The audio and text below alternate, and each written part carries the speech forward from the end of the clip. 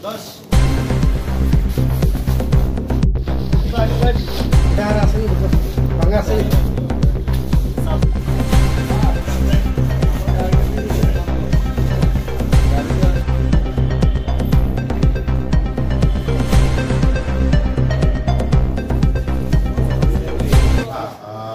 কাছে একটা গোপন সংবাদ আছে যে গামাইছড়া এরিয়াতে রাবার বাগান এখানে আছে। এখানে আমাদের কাছে গোপন সংবাদের যদি আমাদের এখান থেকে স্টাফ যায়, এখানে আমাদের একটা স্পেশাল টিমও আছে। এটা আমরা যৌথভাবে পিএসআর এবং পুলিশ মিলে ওইখানে রেড করি। রেড করার পরে দেখা গেল ওইখানে একটা বাগানে, রাবার বাগানে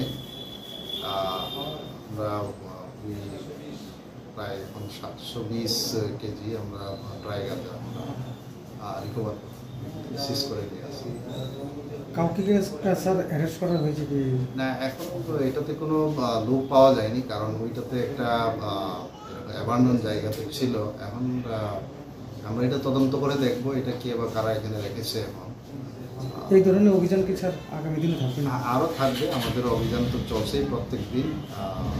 আমরা সবাই নেশামুক্ত যে একটা যে আন্দোলন চলছে নেশামুক্তের এটা আমরাও সবাই সামিল। এখন পুলিশ, বিভিন্ন প্রশাসন, জনসাধারণ সবাই আমরা সামিল এখানে। কাজে আমরা এই নেশার বিরুদ্ধে যাতে আমরা সবাই একসাথে কাজ করতে পারি, এরকম আরও জারি থাকবে।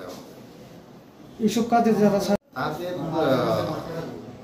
তাদেরকে আমরা বলতে চাই এসব নেশার কারবারের সঙ্গে যাতে যুক্ত না হয় এটা ছাড়ো, কারণ এটা সমাজের জন্য খুবই ক্ষতিকারক। কোনো না কোনো জায়গায় এটা সমাজ শেষ হয়ে যাচ্ছে, পরিবার শেষ হয়ে যাচ্ছে।